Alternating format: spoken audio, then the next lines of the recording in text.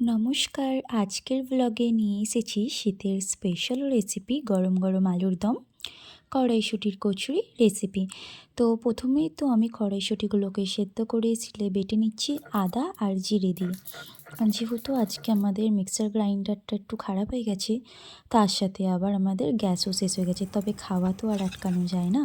তেলেতে হিং আর কালো জিরে আর জোয়ান ফোড়ন দিয়ে এই পেস্টটাকে আমাকে ভালো মতো ভেজে নিতে হবে। সাদা তেল দিয়েছি, আর দিয়েছি নুন আর স্বাদ অনুযায়ী চিনি, আর দুটো কাঁচা লঙ্কা দিয়ে আমি কড়াইশুঁটিটা সেদ্ধ করেছিলাম, দিয়ে পেস্ট করেছি আর কি। আর আজকে মেন ওর আবদারেই এটা করা, তবে আমি কখনো এরকম সিলে পেস্ট করিনি, তবে খুব ভালো হয়েছিল বলতে পারো, টেস্টটা দ্বিগুণ বেড়ে গেছে। আর তো আলুর দমের সব মশলা কেটে নিয়েছি, আর আলুটাকে একটু ভাপিয়ে নিয়েছি। তো আমি না এখানে একটু ভুল করে ফেলি, প্রথমেই না আমি পেঁয়াজটাকে ভাজতে লেগে যাই, তবে আলুটা ভাজতে ভুলে গিয়েছিলাম। আবারও আমি পেঁয়াজটাকে তুলে আলুটাকে আবারও ভাজলাম আমি। সামান্য একটু নুন দেব, আর দিয়ে এটা লাল লাল করে ভেজে নেব। নুনের দেওয়ার সময় ভিডিওটা আমার আর করা হয়নি। আর ভাজতে একটু সময় দিতে হবে, নতুন আলু বড্ড সময় লাগে সেদ্ধ হতে, কিন্তু কিছু করার নেই, শীতের মরশুমে নতুন আলু তো থাকবেই, তাই না? তো খুবই টেস্টি হয়েছিল খাবারটা, সবারই খুব ভালো লেগেছে। আবারও যে পেঁয়াজটা আধা ভেজে তুলে দিয়েছিলাম সেটা আবারও আমি ভাজতে দিয়ে দিয়েছি, সুন্দরভাবে ভেজে নেব। শীতের মরশুমে এমন একটা রেসিপি তো সবাই পছন্দ করে, তাই না? আচ্ছা, আদা রসুনের পেস্টটাও দিয়ে দিলাম এর মধ্যে, দিয়ে ভালো রকমভাবে ভেজে নেবো। তেলটা এইটুকুই থাকবে, আমি বেশি তেল দেবো না। টমেটো দিয়েছিলাম, আর এখানে দিয়েছি একটু জিরে গুঁড়ো, ধনে গুঁড়ো, হলুদ, আর সব কিছু দিয়ে সুন্দর করে ভাজতে হবে। আর একটু যে মশলাটা বাটিতে ছিল সেই বাটিটা ধুয়ে আবার সেই জলটাও আমি ওর মধ্যে দিয়ে দিই, দিয়ে আরও সুন্দর করে কষাবো। একটু হলুদ আর একটু লঙ্কা গুঁড়ো আর নুন দিয়েছি, দিয়ে এটাকে সুন্দর করে ভাজবো।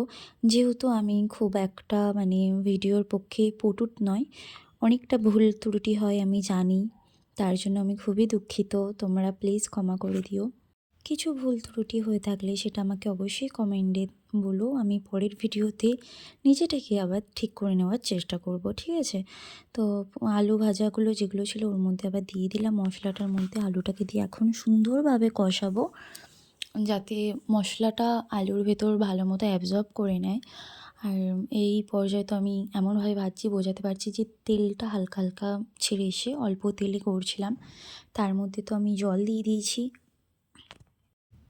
জল দিয়ে তো সুন্দর করে সেদ্ধ হতে দিতে হবে। প্রথমেই বললাম নতুন আলু, অনেকটা সময় লাগে। আরেকটা টিপস শেয়ার করি, এটা হচ্ছে গন্ধরাজ লেবু।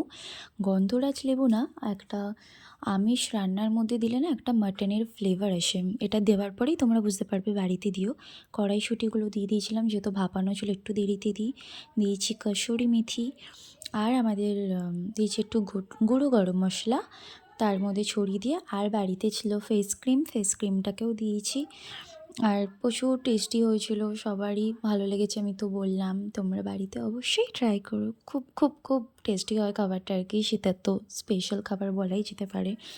তো এটা কমপ্লিট হওয়ার পর আমাকে এবার কচুরির পুরগুলো ভরে নিতে হবে। কচুরির পুরের একটা কথা আমি বলি, যে এমনভাবেই না পুরটাকে বানাবে যাতে খুব শক্ত টাইপের হয়, আর ময়দাটাকেও মাখতে হবে শক্ত করেই, তাহলে না আর বেলার সময় বেরোবে না।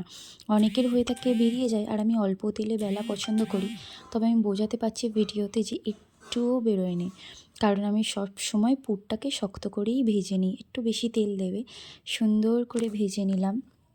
আশা করি আজকের রেসিপি আপনাদের ভালো লেগেছে। ভিডিওটি ভালো লাগলে লাইক কমেন্ট করতে একদমই ভুলবে না, আর এমন ভিডিও পেতে আমাকে ফলো করবে। আর অনেক ধন্যবাদ শেষ অবধি ভিডিওটা দেখার জন্য। টাটা।